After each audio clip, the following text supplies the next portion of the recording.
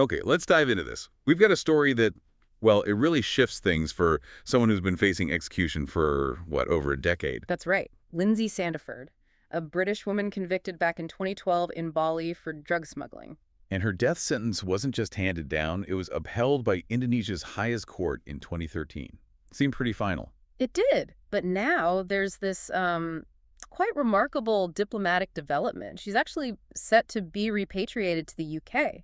She'll avoid the firing squad. It's definitely more than just a headline grab, isn't it? This feels like something we need to unpack properly. It touches on international law, diplomacy, hitting up against, well, one of the world's strictest legal systems on drugs. Exactly. And our sources today, they give us the pieces we need to understand how this actually happened. You know, the scale of the drug networks involved, the specific bilateral agreements being used. Right, and how Indonesia is handling the fact they have nearly, what, 100 foreigners on death row? Precisely. So that's our mission for you, the listener, to really get the mechanics of this transfer. This wasn't some last-minute appeal finding a loophole or just an act of clemency from the top. It sounds more structured than that. It is. It's the result of a very specific and relatively recent diplomatic approach under President Prabowo Subianto's administration.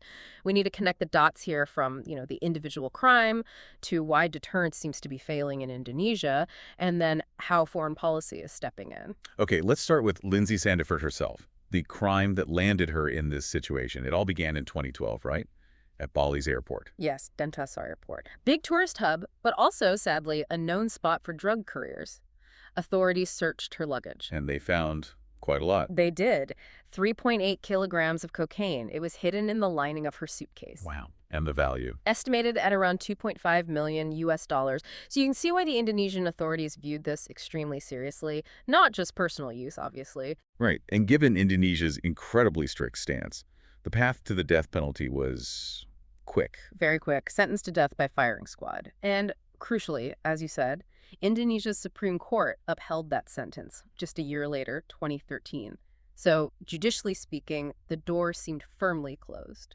But there was her defense narrative, wasn't there? Something about coercion. Yes, during the trial, she maintained she didn't act alone, or even willingly. She claimed she was forced to carry the drugs. Forced by who? She said it was a gang, an international one, that had threatened her children if she didn't cooperate, if she refused to be the mule. That adds a really grim layer. Did that argument hold any water in court? Well, it didn't overturn the conviction in Indonesia, but, that claim of coercion, it certainly helps frame the later arguments for intervention on humanitarian grounds. So the legal defense didn't win the day, but maybe planted a seed. Perhaps. But the real driver for this repatriation, the catalyst, wasn't a legal argument about the original crime. It was these specific humanitarian grounds that the UK government pushed for. And those grounds were her age and her health, specifically. Exactly. The UK Foreign Secretary, Yvette Cooper, confirmed it. Sandiford is 68 now. And critically, she's seriously ill. And this isn't just anecdotal, it's verified. Yes, verified by a doctor from the British consulate there in Bali. So you have this combination, advanced age plus severe confirmed illness. That seems to be the crucial humanitarian justification the Indonesian executive branch needed. Needed to use what exactly? This special transfer mechanism. Precisely. It allowed them to sort of navigate around that very rigid final court ruling. Okay, so Sandiford's case is obviously dramatic, focused on avoiding the death sentence. But the sources say she's not the only one involved in this UK-Indonesia agreement. That's right. There's a second British national being repatriated alongside her, Shahab Shahabadi. And his situation is different. Quite different, yeah. And actually, his case gives us a much clearer window into the international scale of these drug operations. He's younger, 35. He's been serving a life sentence since 2014. So not facing execution, but still a very long sentence. What was his crime? His crime was, frankly, enormous in scope compared to Sandiford acting as a courier. He was arrested in Jakarta. Okay. But the investigation wasn't just about him arriving in Jakarta. Prosecutors laid out a case showing he was part of a much bigger international drug trafficking network. How big are we talking? Well, they established that before he even traveled to Jakarta himself, he had already organized multiple shipments totaling, wait for it, 30 kilograms of methamphetamine powder. 30 kilos Mhm. of meth. That's That's huge. That's way beyond a mule. Absolutely. We're talking major international syndicate level stuff here. Mhm. And look at the coordination involved. Where did it come from? The shipments originated in Iran. They were sent to his partner, who was already in Jakarta, specifically for distribution within the city. Then he flew in, presumably to oversee things. Iran to Jakarta. Wow, okay, so that really underscores the point. These aren't isolated acts by desperate individuals necessarily. No, this is organized crime. Calculated, using multiple countries targeting specific markets.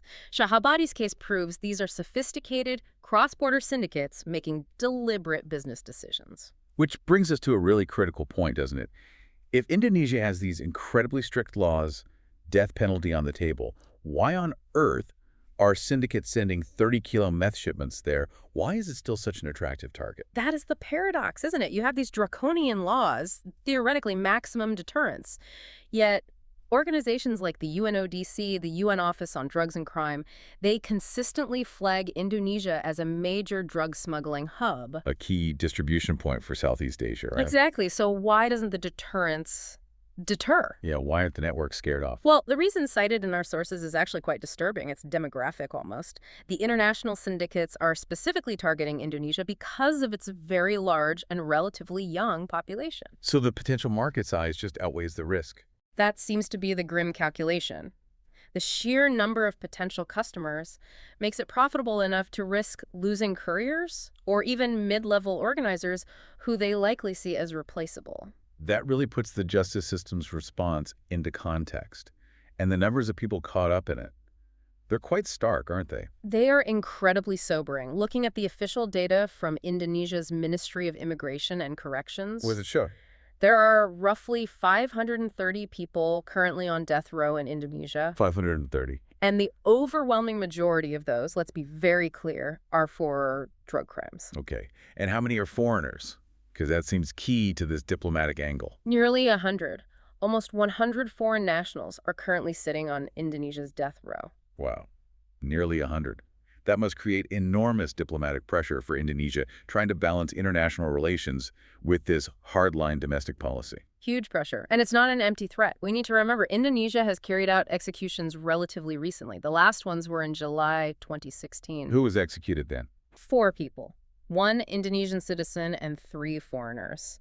So the government has demonstrated its willingness to use capital punishment, which of course ramps up the pressure from other countries when their citizens are among those nearly 100 foreigners waiting. And that pressure, presumably, is what creates the opening for this diplomatic mechanism we're seeing. Exactly. It creates the political space for it. So, okay, the court system delivers a final verdict, death sentence, upheld by the Supreme Court, like in Sandiford's case.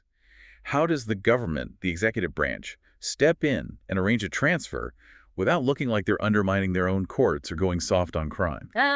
Well, the mechanism is clever because it operates outside the domestic judicial review process entirely. It's a formal diplomatic agreement, a state-to-state treaty.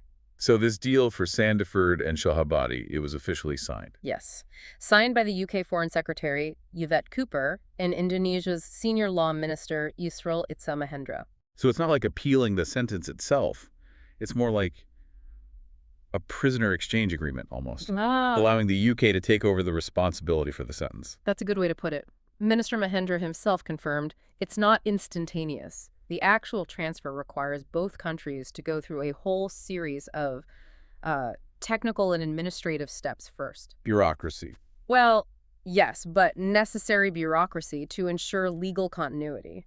The sentence technically still stands, it's just the location of where it's served, or in Sandiford's case, the ultimate outcome that changes. And what's really striking is that this isn't just a one-off for Sandiford because of her specific health issues. The sources are saying this is part of a pattern, right, under President Subianto. Definitely seems to be an observable strategy. This mechanism, these bilateral repatriation agreements, they've been used before under this administration. To manage the diplomatic fallout from these severe sentences against foreigners. Precisely. It seems to be becoming a preferred tool. Can you give examples? Who else has been sent home this way? Yeah, the sources mention a few key precedents. There was a Filipino woman also facing the death penalty for drugs. Okay. And perhaps most famously, 5 Australians, members of the Bali 9 heroin trafficking group, whose case got huge international attention years ago. They were also eventually sent back to Australia under similar bilateral deals. So That precedent is really the core insight here, isn't it?